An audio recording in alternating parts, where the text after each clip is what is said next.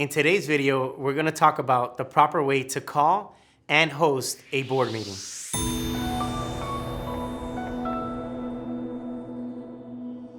Prior to holding the board of directors meeting, you're going to need to put together an agenda.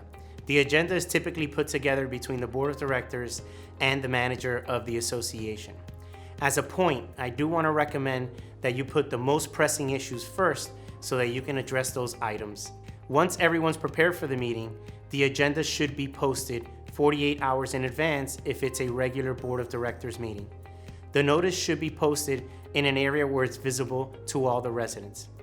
As a tip, I strongly recommend that you e-blast the agenda to all the residents. The more communication you have with the residents, the happier that they will be. So now we're ready to host the meeting. The first step you're going to need to do is call the meeting to order. And in order to hold the meeting, you're going to need to confirm that you have a quorum of board members in order for the meeting to be valid. Once you have a quorum of board members, then you're going to want to make sure that you stick to the agenda. As stated earlier, make sure that you're sticking to the priority items first. So here are the do's and don'ts. First, be a leader for your association. So that means don't take things personal. Remember, board of directors, a little healthy debate is normal and is to be expected. Respectful disagreement between board members is completely normal.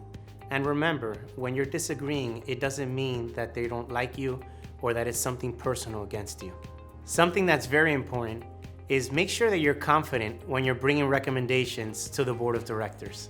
Don't be afraid to speak up if you're in disagreement with something. Next, as a board member, I can understand your position where you feel you want to give the residents the ability to speak on every single issue. But remember, you can't allow the residents to control the meeting. In certain instances, you have residents that have complaints. Just respectfully tell those residents that you'll address those concerns at the end of the board meeting. Don't be afraid to ask for help. So what do I mean by this? If you're dealing with a vendor or you're dealing with a big project and the residents aren't too happy with it, make sure that you invite the vendor over. Remember, the board and the manager can't have all the answers to those problems. So it makes it a little bit easier if the residents have the opportunity to ask those questions to the vendor and have that vendor answer those concerns.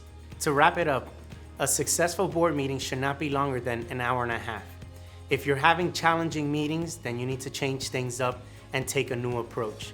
Remember, the outcome of the meeting is determined by the leaders that are conducting that meeting.